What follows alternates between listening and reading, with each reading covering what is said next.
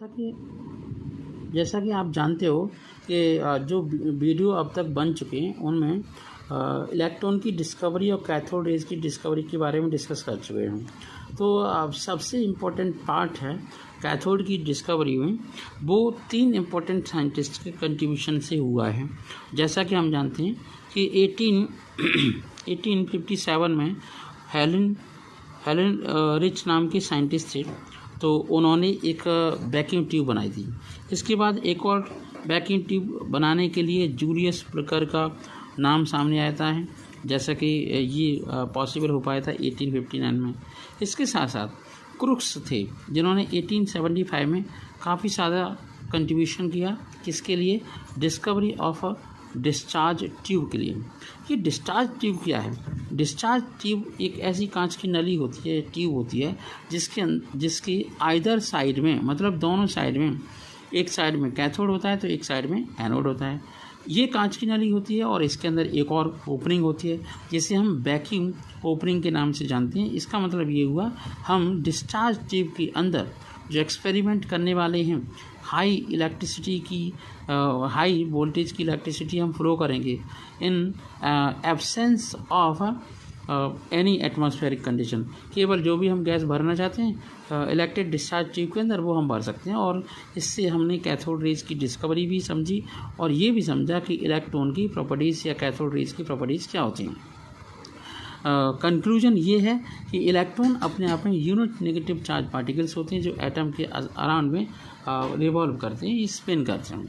एक और बात मैं आपको बता दूं, अभी मैं आपको जो बात बताने वाला हूं वो है चार्ज टू मास रेशियो। मतलब ये हुआ कि अगर हम इलेक्ट्रॉन की चार्ज और इलेक्ट्रॉन की मास का रेशियो निकालते हैं तो हम देखते हैं किसी भी गैस को हम ले लें इलेक्ट्रिक डिस्चार्ज ट्यूब के अंदर, वो जो आपका इलेक्ट्रॉन की चार्ज और मास का जो रेशियो होता है वो जे थॉमसन ने 1897 में स्टडी किया था, जिसमें ये देखा गया कि कैथोड रेज को इलेक्ट्रिक फील्ड और मैग्नेटिक फील्ड दोनों से गुजारा गया और उसके डिफ्लेक्शन को चेक किया गया।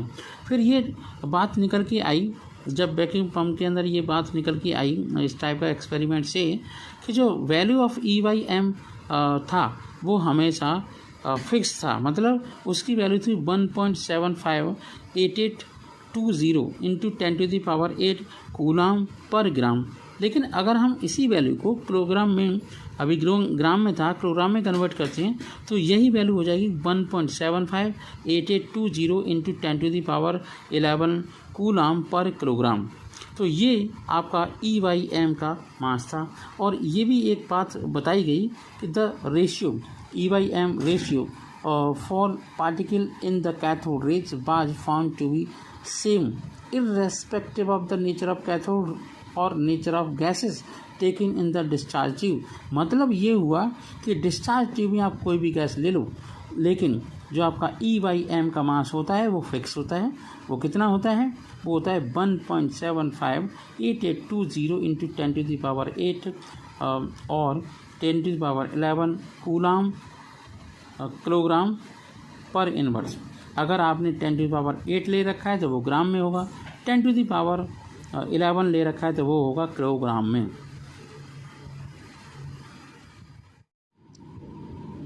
पिछले वीडियो में आप लोग 3 बातें देख चुके हो। Electronic configuration of a element according to SPDF, और आप देख चुके हो ये जो आपका इलेक्ट्रॉनिक कॉन्फ़िगरेशन मैंने अपने चैनल पर करवाया है वो है आपका 1 एटॉमिक नंबर 1 से लेकर के 103 तक।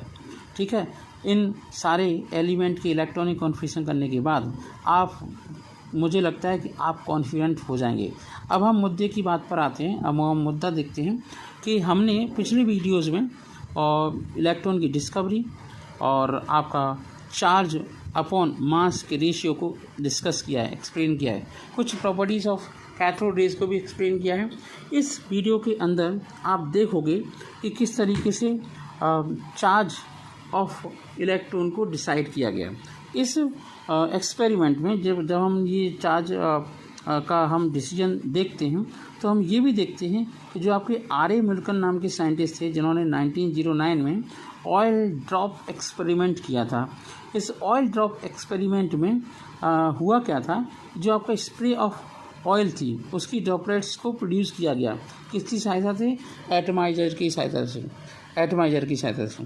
उस एटमाइजर की हेल्प से ऑयल ड्रॉप एक्सपेरिमेंट कंप्लीट हो पाया और जो आपका स्प्रे था ऑयल का वो स्मॉल होल से अलाउड किया गया, ठीक है। और अलाउ करने के बाद 2 चार्ज की प्लेट के बीच से गुजारा गया, ठीक है। 2 चार्ज की प्लेट के बीच से जब गुजारा गया तो motion of droplets is observed with the telescope. उस जो चार्ज था, जो आपका ड्रॉपलेट्स थी, है ना, उनके मोशन को टेलीस्कोप से स्टडी किया गया। स्टडी करने के बाद ये बात निकल के आई कि the space between charge plate is irradiated with X-rays. The X-rays ionize the molecule of air. X-rays क्या करती हैं, एयर के मॉलिक्यूल को आयोनाइज कर देती हैं। 1 or more इलेक्ट्रॉन्स हो सकता है कि इफेक्टेड हों, thus produced may be absorbed, मतलब produced may be absorbed by an oil droplet.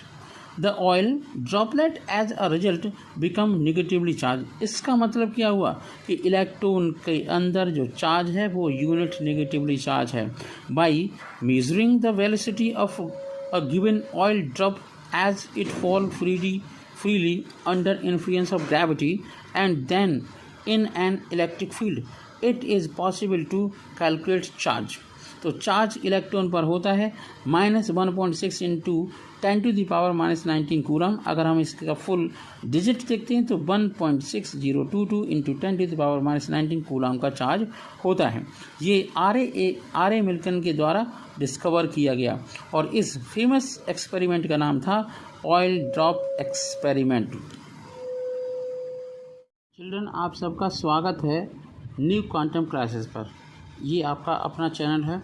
इस चैनल पर आपको केमिस्ट्री की कुछ बढ़िया बातें बताई जाएंगी और 11th केमिस्ट्री को हम पहले कवर कर रहे हैं और आने वाले टाइम में केमिस्ट्री को होलली हम डिस्कस करेंगे और अलग अलग पैनल पर अलग अलग मुद्दों पर हम बातचीत करेंगे। जैसा कि आप जानते हो कि इस अभी रिसेंटली जो वीडियोस बने हैं उनमें इलेक्ट्रॉनिक कॉन्फ़िगरेशन कंप्लीट हो चुका है SPDF वाला। उस वीडियो का मैं इस वीडियो की डिस्क्रिप्शन बॉक्स में लिंक दे दूंगा, जिससे आप वो इलेक्ट्रॉनिक कॉन्फ़िगरेशन का वीडियो भी देख सकते हैं।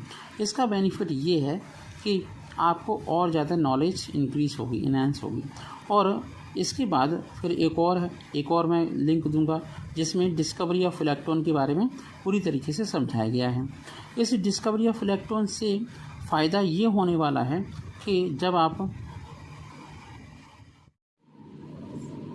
अगर हम मास ऑफ इलेक्ट्रॉन की बात करें तो हम जानते हैं कि जब हम E/m का वैल्यू निकाल रहे थे तो वहाँ पर हमने मास भी लिया था और इसे हम m = E/m निकालते हैं तो जो आपका इलेक्ट्रॉन का मास होता है वो होता है आपका 9.1094 इंटू 10⁻28 ग्राम पर इलेक्ट्रॉन। अगर यही मास आप निकालना चाहते हैं किलोग्राम में तो यही मास होगा 9.1094 इंटू 10⁻31 किलोग्राम पर इलेक्ट्रॉन।